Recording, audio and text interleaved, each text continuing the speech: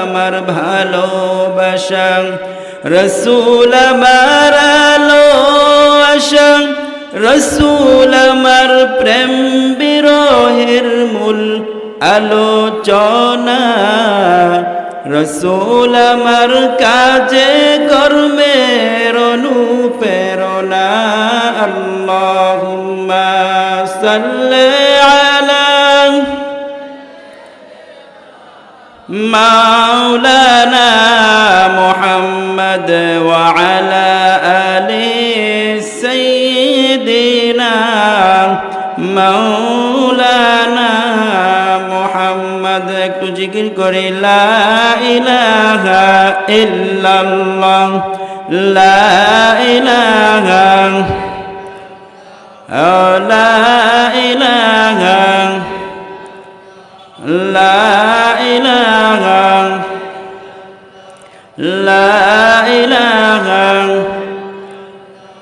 এই কালেমা মানবে যারা কাজে লাগবে মরণ বেলা, ঠিক না? আমার সাথে পড়ুন, এই কালেমা মানবে যারা কাজে লাগবে মরণ বেলা। এই কালেমার রৌশনীতে ও তোমার কবর হবে উজালা। লা ইলাহা লা ইলাহা লা ইলাহা।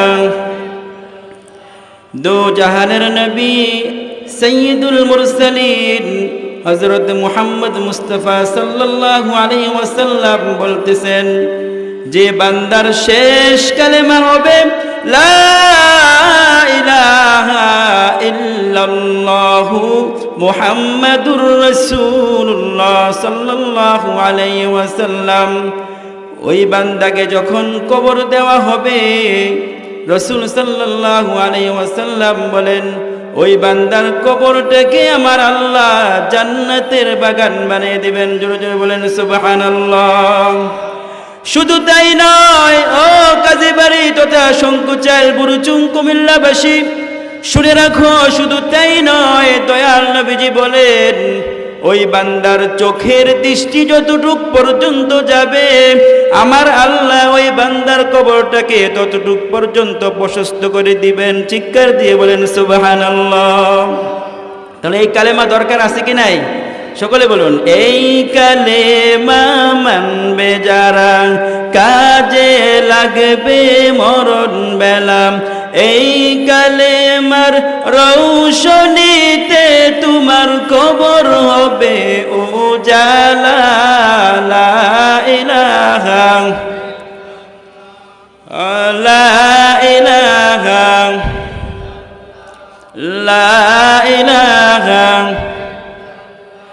হযরত মুসা আলাইহিস সালাতু ওয়াস সালাম আল্লাহকে ডাক দিয়া বলে, ও আমার আল্লাহ, ও আরশের মালিক আল্লাহ, আমাকে এমন একটি কালেমা শিক্ষা দাও, যেই কালেমা শিখে শিখে আমি নির্জনে বসে বসে আমি তোমাকে ডাকবো।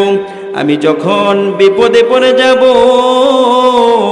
আমি এই কালেমা পড়ে পড়ে বিপদ থেকে উদ্ধার হওয়ার চেষ্টা করব। আল্লাহ বলে, ও মুসা, তুমি পড়ো লা ইলাহা ইল্লাল্লাহ। মুসা আলাইহিস সালাতু ওয়াস সালাম আল্লাহকে ডাক দিয়া বলে, ও আল্লাহ, আদম আলাইহিস সালাম থেকে নিয়ে এই পর্যন্ত পৃথিবীর জমিনে যত নবী রাসূল এসেছেন পাঠিয়েছেন গো আল্লাহ, সমস্ত নবী রাসূলের একটাই মিশন ছিল, তারা সকলে তাদের উম্মতদেরকে বলতো, কুলু লা ইলাহা ইল্লাল্লাহ, বলো আল্লাহ ছাড়া কোনো মাবুদ নেই, আল্লাহ ছাড়া কেউ নেই। ও আল্লাহ, আমি তো ভেবেছিলাম আমাকে আপনি এমন নতুন আপডেট কিছু কালেমা শিক্ষা দিবেন গো আল্লাহ। আল্লাহ বলে, ও মুসা, তুমি জানো না, এই কালেমাকে যদি একটা সাদা পৃষ্ঠায় লিখে এক পাল্লায় রাখা হয় রে মুসা, আর 7 আসমান 7 জমিনকে যদি এক পাল্লায় লেখা হয়, তাহলে ও মুসা এই কালেমার পাল্লা বেশি ভারী হয়ে যাবে। বলেন সুবহানাল্লাহ। তাহলে এই কালেমার হাকিকত যদি মেনে, এই কালেমার উদ্দেশ্য কি মেনে যদি আমরা আমল করি, তাহলে আমাদের জীবনটা, সকলের জীবনটা কালেমার মতো সোজা হয়ে যাবে, ঠিক কিনা?